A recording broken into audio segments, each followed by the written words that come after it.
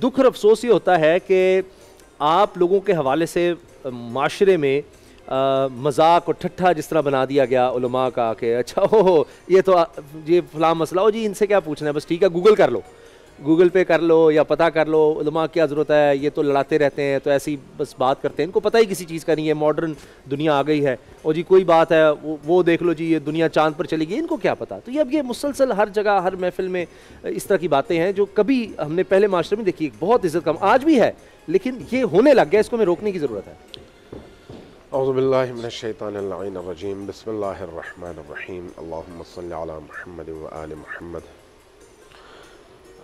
क़ाल अल्लाहु तबारक व तआला फ़ी किताबिहिल मजीद, इन्नमा यख़्शल्लाह मिन इबादिही अल उलमा। अल्लाह तबारक व तआला ने कुरान करीम में अहले इल्म के हवाले से ये फरमाया कि अगर अल्लाह से खौफ खाने वाले कोई लोग हैं तो वो उलमा ही हैं।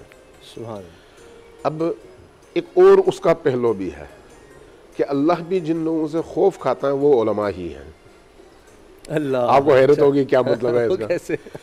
अगर आलिम वाकई अपने इल्म पर अमल करे तो वो हमेशा खुदा के खौफ में मुब्तला होगा। बहुत खूब। चूँकि ये अनबिया की सिफत है, अनबिया की खुसूसियत। लेकिन अगर आलिम अपने इल्म पर अमल न करे तो फिर बकौल मौलाना रूमी के चुद्दुज़दी बा चरागायत गुजीदे तर बरद काला, जब कोई चोर टार्च और रोशनी लेकर आता है तो फिर चुन चुन कर माल लूटता है। अल्लाह। तो इसलिए ऐसे उलमा को जिन्होंने इल्म पढ़ा तो है लेकिन वो इल्म उनके अमल का हिस्सा नहीं बना, उनको फिर चोर और डाकू से तशबीह दी गई है। अल्लाह। लिहाजा दोनों तबकात माशरे के अंदर मौजूद हैं, एक दीन की बदनामी का बायस और दूसरा दीन की तक़वियत का बायस। हमारी दुआ ये होनी चाहिए कि हम उस इल्म को जो कुछ हम जानते हैं, क्योंकि हम अगर गालिबन किसी बड़े आलिम के बारे में कहा गया है, कूफा की मस्जिद में वो दूसरी सीढ़ी पे मिंबर के चढ़े हुए थे, तो किसी ने आके उनसे पूछा कि कोई मसला पूछा किसी बूढ़ी खातून ने, तो उन्होंने जवाब में कहा कि मुझे नहीं मालूम, इसका जवाब मुझे नहीं मालूम। जैसे ही उसने कहा मुझे नहीं मालूम तो खातून ने कहा फिर तुम मिंबर पर क्यों चढ़े हुए हो, जब तुम्हें मालूम नहीं है तो तुम मिंबर पर क्यों चढ़े हुए हो। यहां पर मैं ब्रैकेट्स में ये बात करूं कि आलिम का मतलब ये नहीं है कि वो A to Z हर चीज जानता हो, ये नहीं है। जितना उसका ज़र्फ है, मुताला है, उतना वो जानता है और उस पर अमल करता है, वो आलिम है। अगरचे इल्म की राह का तालिबे इल्म भी है। अब अगर कोई शख्स ये दावा करे कि मुझे सब कुछ पता है तो वो इब्लीस का भाई है। इसलिए इन चीजों में बहुत एहतियात की जरूरत है। जब उस खातून ने कहा कि फिर तुम मिंबर पर क्यों चढ़े हुए हो, तो उन्होंने बड़ा खूबसूरत जवाब दिया। उन्होंने कहा कि मैं मिंबर की दूसरी सीढ़ी पर बैठा हूं अपने इल्म की निस्बत से, जितना मेरा इल्म था। अगर मैं अपने जहल और नादानियों की निस्बत से ऊपर चढ़ता तो मुझे सातवें आसमान पर होना चाहिए था।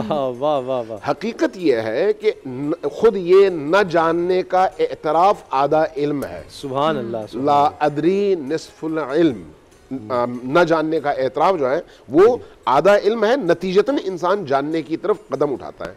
तो इसलिए जो लोग आजिज़ी अपने मिजाज में रखते हैं और अपने इल्म पर इतराते नहीं हैं, अपने इल्म का गलत इस्तेमाल नहीं करते, इल्म के इस्तेमाल के ज़रिए से लोगों का इस्तेहसाल नहीं करते, चूँकि ये सारी चीज़ें आफाते इल्म में से हैं। अगर ऐसे लोग हैं तो ये वाकई माशरे के माथे का झूमर है, सुभान अल्लाह, और इस्लामी माशरे के सर का ताज है बहुत। लेकिन अगर कोई शख्स अबा पहनकर, कबा पहनकर, अम्मामा सर पर रखकर, खूब लिपस्टिक और मेकअप करके लगाकर अगर माशरे में हाथ चुमवाता है और लोगों से उनका दीन चुराता है, जैसे मैंने पहले मिसाल दी, जी, अगर दीन चुराता तो फिर उससे बढ़कर इब्लीस भी कोई नहीं है। तो इसलिए ये बड़ा ही नाजुक मरहला है, लोगों के ईमान का ताल्लुक है इस बात से। लिहाजा लोगों के ईमान को अगर आपने महफूज रखना है तो अपने अमल के जरिए से, क्योंकि आपको अगर वो गलत तौर पर काम करते हुए देखेंगे तो वो आपसे बदजन नहीं होंगे, वो दीन से बदजन होंगे। लिहाजा जो लोग उलमा के हवाले से हर्जा सराई करते हैं उनकी दो किस्में हैं। एक वो लोग हैं जो जानबूझकर बदनाम करना चाहते हैं, उनका अपना एजेंडा है, उनसे कोई बहस नहीं है, कोई गरज नहीं है, ठीक है, उनका एजेंडा है।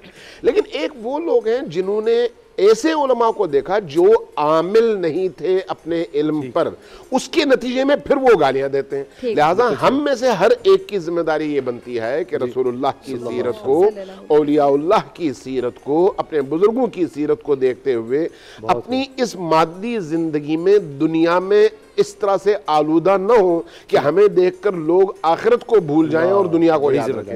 ए नूरे खुदा, नूरे बसीरत की तलब है, रमजान का सदका तेरी रहमत की तलब है। मख्फी हैं इसी माह में रहमत के करीने, गर्दाब से निकले हुए बख्शिश के सफीने। गोया है तेरे इश्क में हम सब बराबर, मजलिस को तू गुलदस्ता फिरदौस बना दे। रिंदों को सनाए शहलौलाक पिला दे, तू शम्मे कलम को यदे बैज़ाई अता कर। बच्चों को तो इफ्तार में तस्नीम अता कर। रमजान मुबारक की खुसूसी नशरियात रमजान में बोल, सिर्फ बोल एंटरटेनमेंट पर। रमजान में बोल।